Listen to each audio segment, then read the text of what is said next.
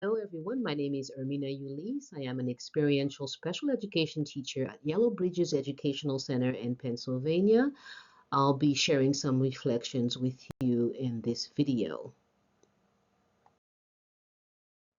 So, a quick summary, I'll be discussing with you what I learned in each module, as well as practices that I plan to apply or I am applying currently in my classes at the end of the video. While I could not include everything that I learned from each module, I am including something from every module. In Module 1, I learned just how deeply trauma affects the brain and behavior, often keeping students in what's called survival mode, fight, flight, or freeze. Now, before this, I understood trauma as something that impacted students.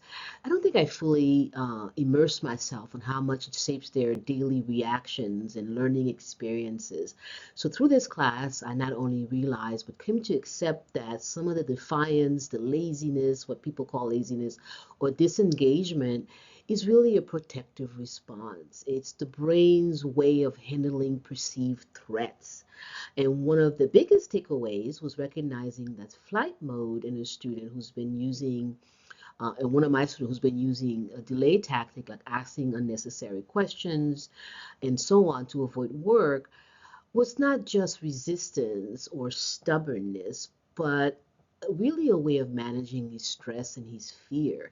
And this shift in perspective has definitely pushed me to ask myself, am I doing enough to help students like him feel safe in my classroom? Am I being clear? Am I helping them deal with the mistakes, the struggle, in their way of asking for help? This module also reinforced how intentional I need to be in creating environments where students can trust me. They can feel more secure and be able to learn at their own pace. Even small things like allowing private check-ins or giving them a moment to pause can make a huge difference. In Module 2, I learned the power of creating a safe enough environment for my students and how small intentional actions, like I mentioned, can actually make a real difference in helping them feel seen, valued, and supported in my classroom. It's really about emotional and academic security in a way that builds trust and creates a sense of belonging. I realized that setting clear expectations, maintaining the structure and consistency, and using personalized interactions are essential in helping students feel grounded and ready to learn. Now, a concrete example of this in my classroom is a welcome table. It's a place where students can find their daily goal sheets, their warm up activities, their handouts, and even birthday announcements. I create a special ritual, a routine that provides structure and consistency, which helps the students feel appreciated because it makes them feel valued. There are specific things sometimes put strategically in that area for certain students right before they come in. Another example is how I greet my students in the hallway every morning. I say their names, of course, offering encouragement, especially if they look like they've had a really tough previous class. And also, I take a few moments to help set a positive tone for the day and remind them that they are noticed, they are appreciated, that I really am excited to have them in my classroom. This way of being intentional, I've noticed, kind of creates not just rituals and encouragement and consistencies, but it's helping to build a classroom culture where they feel safe to take risks and, most importantly, to trust me as their teacher. In Module 3, I learned about good classroom management, and it's not all about control, it's about structure, consistency, and of course, shared responsibility. Before that, I focused really on rules, discipline, and setting foundations that's going to help them feel safe, respected, and of course, ready to learn. However, toward the end of this course, I began to focus more or think more about how I'm involving my students in creating the rules at the beginning of the year. Not something that I think I put as much energy in the past. This strategy, I think, even though I've used it before in communication classes for adults, I really need to help them take ownership, which will lead to more accountability and, of course, a stronger classroom community. Another important strategy I learned is nonverbal signals to help minimize interruptions, especially during work or assessments, quizzes, and such things. I introduced some of that last year, but I really do want to focus more on it this year and in the future. This module reinforced that when students feel secure with clear expectations and routines, they're more likely to engage and succeed. Even the toughest students from the most challenging backgrounds, I think when given the right structure and support, um, tend to do better, to do well. Now, my classroom has been used as a model for these practices in the past, and my students do recognize that there's strong classroom management that really makes a difference. But I know I can do better, and I will continue to grow in this arena. In Module 4, I learned just how deeply poverty impacts students' cognitive development, emotional regulation, and of course, academic performance. Now, I already knew this to some degree. However, this really helped me to think about the neurological effects that chronic poverty has and how it alters the frontal lobe and amygdala and how it can lead to this survival mode, the impulsivity, and of course the difficulty with focus and decision making. Now, this topic hits home quite a bit in the past and now because I see the struggle daily in my classroom. I do have students who come to school hungry, some who wear the same clothes multiple times a week, and act out to divert attention from embarrassment. Some withdraw completely, um, convinced that the school is not for them. Others talk about the poverty, but it does relate to the stress and how it directly affects their IQ, their memory, and of course their executive function. So one of the biggest takeaways was how hunger specifically impacts learning. So this module made me really sit with that. How many of my students will sometimes describe feeling hangry, hangry, which leads to irritability and lack of focus or difficulty absorbing information. So this module reinforced that meeting students' basic needs is just as important as the teaching content. If a child is hungry and overwhelmed by survival stress, they physically can't learn. And this learning also connected to my personal experiences growing up. But because of the interest of time, I'm just going to cut some of that story off and just say that I really do understand how important this is for my students. What I learned in Module 5, which is abuse and neglect, is it's basically how abuse and neglect impact a student's emotional, cognitive, and social development. Now, again, this is somewhat similar to the last module. However, those who experience trauma due to abuse and neglect often tend to their behavior show up as defiance, laziness, disinterest, and when in reality it's a coping mechanism developed to survive. Their brains have adapted to function in a constant state of hypervigilance or withdrawal, making it difficult for them to engage in learning the same way as their peers or other peers who have not experienced trauma. So the key takeaway for me in this module is that behavior um, is communication. So the way they're acting is communication. And the second thing would be that some students may act aggressively to regain a sense of control. The importance of building trust with my students. Trauma impacts students often have difficulty trusting adults. Like that makes sense, especially caregivers and authority figures. Um, and lastly, I would also want to add that recognizing and reporting abuse as a mandated reporter, I have a legal and ethical responsibility to recognize signs of abuse and neglect and report them. We do have a protocol where I work right now, what that needs to look like. But I need to be more vigilant and pay attention, and of course report it through the protocol process that I have at my job.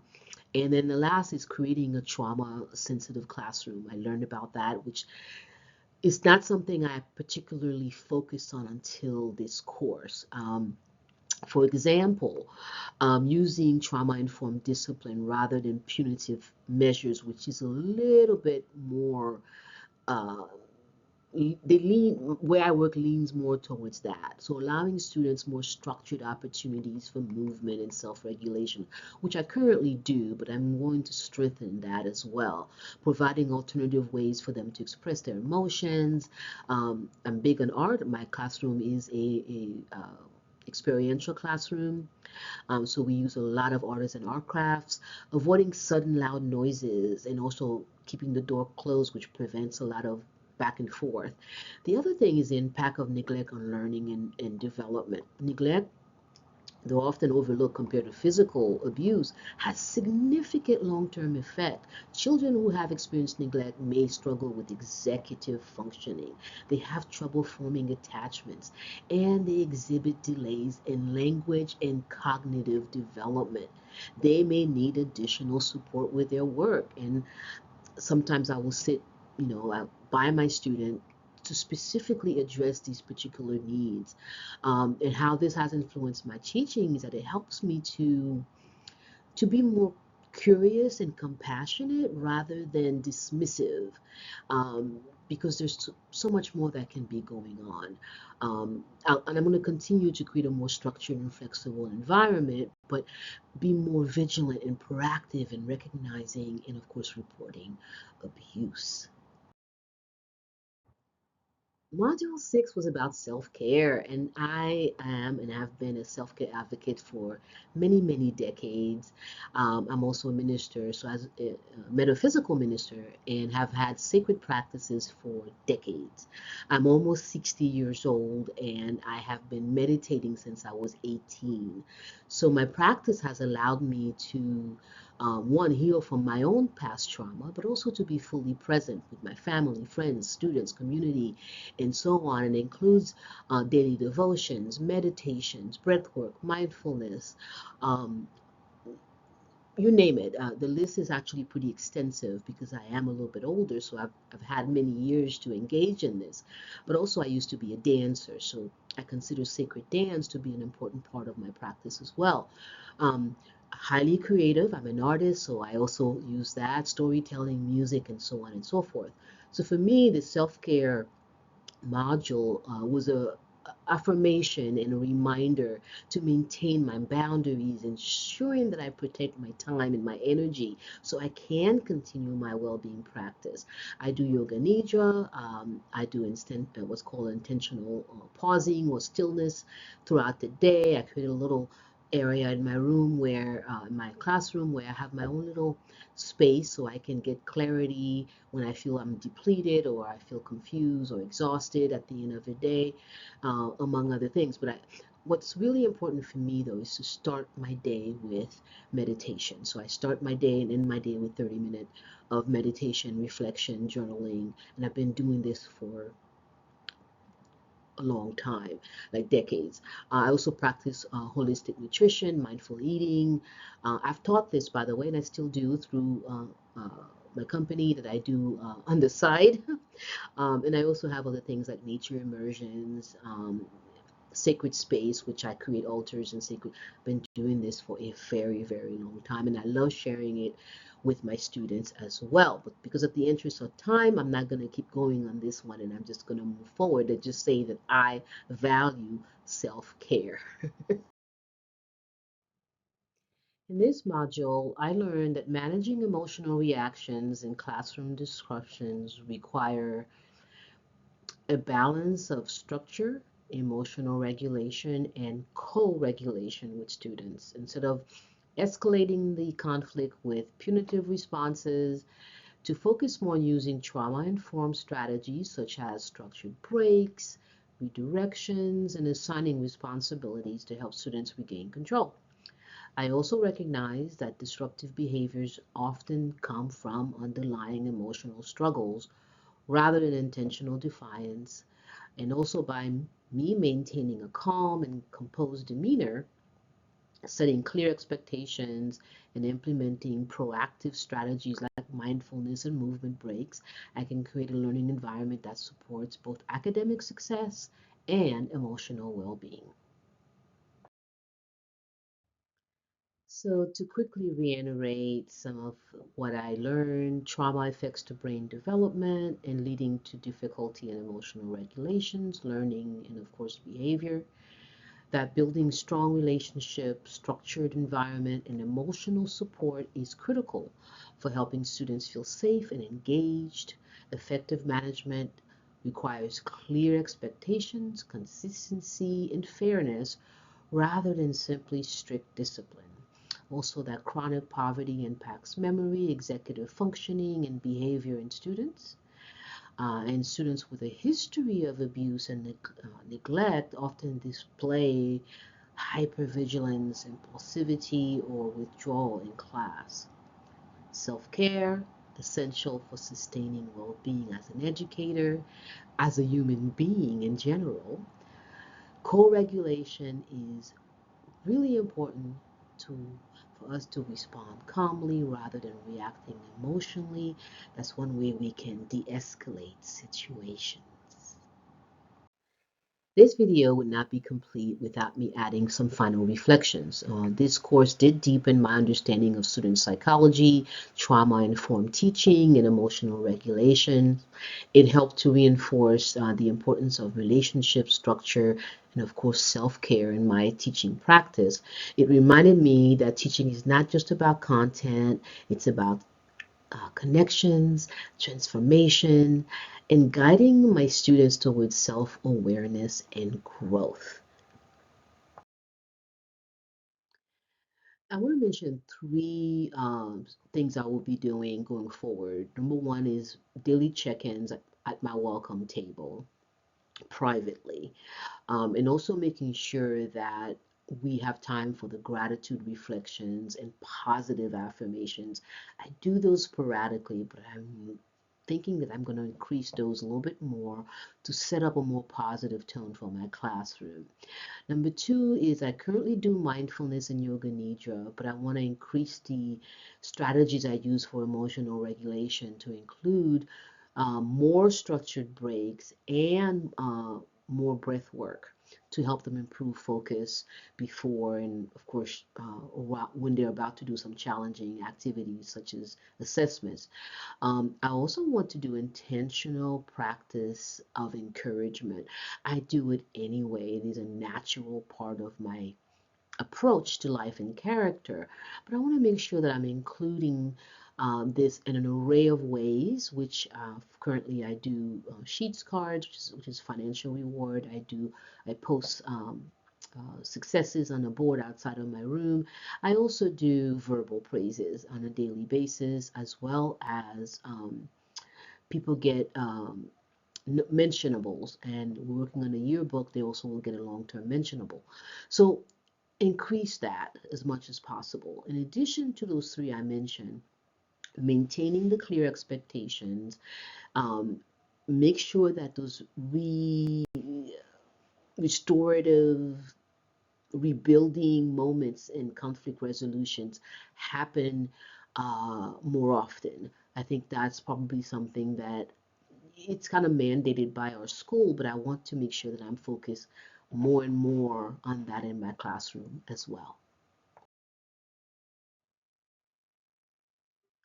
Just want to say thank you for watching this video. If you have any questions whatsoever, please reach out to me.